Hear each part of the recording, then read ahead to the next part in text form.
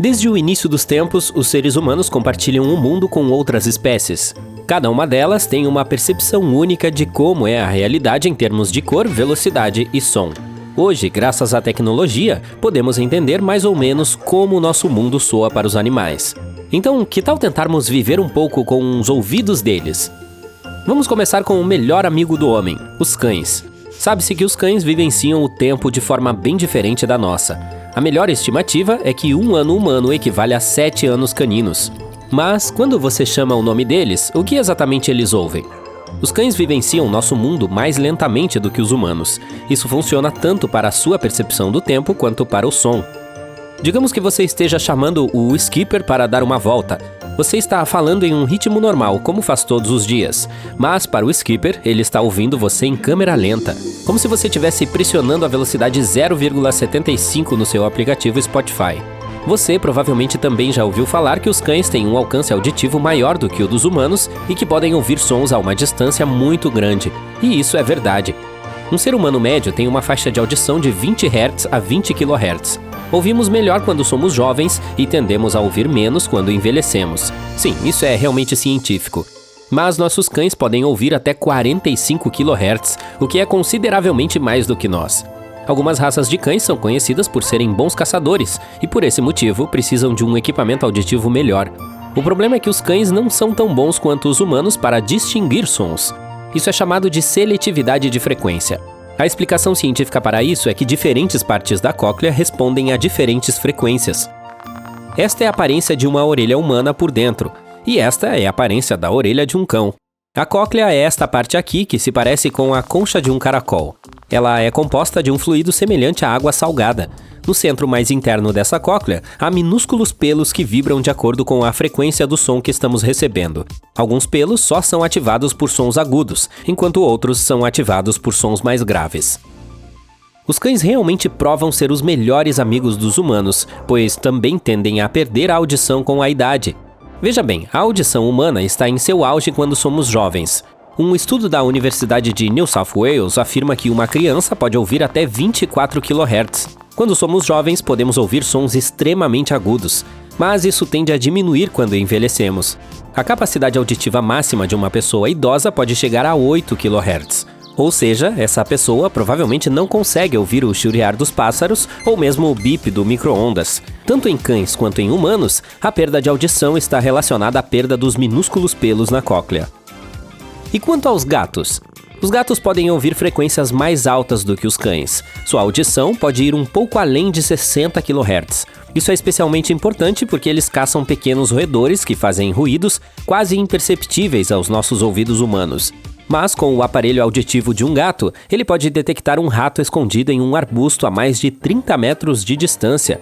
O engraçado é que, embora os cães vivenciem a realidade em um movimento mais lento do que os humanos, os gatos na verdade vivenciam a vida cerca de 9% mais rápido do que nós. Você provavelmente já ouviu falar que o som também pode ser classificado como infrassom ou ultrassom. Vamos fazer o seguinte, vou dar um exemplo de um som e você me dirá se acha que é um infrassom ou ultrassom. Você diria que o som das placas tectônicas se movendo é infra ou ultrassom? A resposta correta é infrassom. Esta é complicada. O movimento das formigas em um túnel subterrâneo também é infrassom. Os infrassons são frequências de baixo alcance, qualquer coisa abaixo de 20 Hz, o que significa que não podemos ouvi-los, mas um elefante pode. Quando você olha para os elefantes, uma das primeiras coisas que percebe são suas enormes orelhas.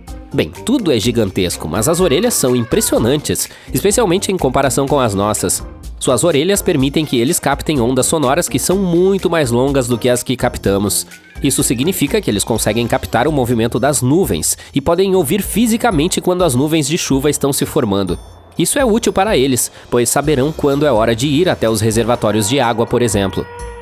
Os elefantes também usam o infrassom para se comunicar uns com os outros. Eles fazem isso batendo os pés no chão. Isso gera uma vibração poderosa, mas quase inaudível. E como os elefantes são tão impressionantes, eles conseguem captar a vibração por meio das terminações nervosas em seus pés e ossos do ouvido. Funciona como um telefone da floresta. Por falar em vibração, como você acha que uma cobra pode ser encantada por uma flauta se ela não tem ouvidos? Bem, a cobra não está acompanhando a música, ela está acompanhando as batidas imperceptíveis dos pés do homem no chão. Veja bem, para os seres humanos, as ondas sonoras geralmente são transportadas pelo ar, mas as cobras que se movem pelo chão estão conectadas ao ambiente por meio de vibração. As cobras não têm tímpanos, portanto seu ouvido interno está conectado à mandíbula. Além disso, as vibrações se movem de osso para osso dentro da cobra.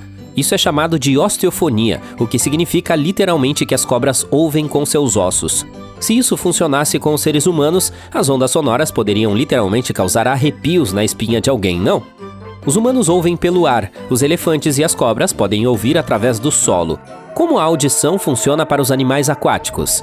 Você poderia pensar que o elemento água prejudica a audição, mas não para os golfinhos. Os golfinhos emitem ondas sonoras de frequência extremamente alta que são classificadas como ultrassom.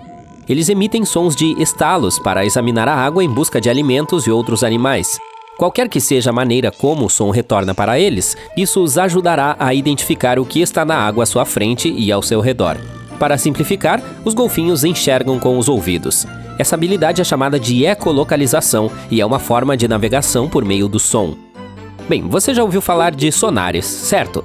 É um instrumento que os navios usam para procurar coisas embaixo d'água.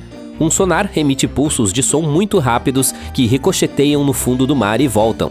Dessa forma, eles podem detectar a profundidade da água, encontrar navios naufragados e até mesmo descobrir formações geológicas. Isso é basicamente o que os golfinhos fazem para se localizar. E se a National Geographic estiver certa, os seres humanos podem ouvir frequências de até 100 kHz quando estão mergulhando debaixo d'água. Isso significa que podemos ouvir quase da mesma forma que os golfinhos. Você consegue se imaginar usando a ecolocalização para caminhar pela água?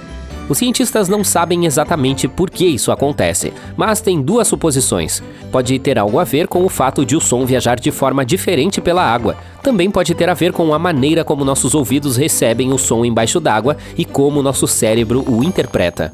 Mas não são apenas os golfinhos que podem usar o som para navegar pela vida. Os morcegos também podem fazer isso. Como os morcegos tendem a viver em ambientes escuros como o breu, eles não podem contar com sua visão. Mas esses rapazes têm um equipamento auditivo tão precioso que talvez nem precisem observar para onde estão indo. Embora o cérebro de um morcego seja minúsculo, ele pode mapear minuciosamente todo o ambiente em que se encontra e localizar facilmente a presa. E quanto aos roedores? Se você já viu um rato ou um esquilo andando por aí, provavelmente pensou que eles pareciam um pouco acelerados. Aqui está um fato divertido.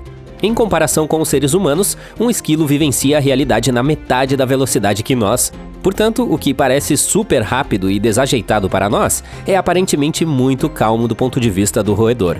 Em termos de audição, a audição de um camundongo pode chegar a 91 kHz, o que é muito, muito alto. Muito fascinante, não é?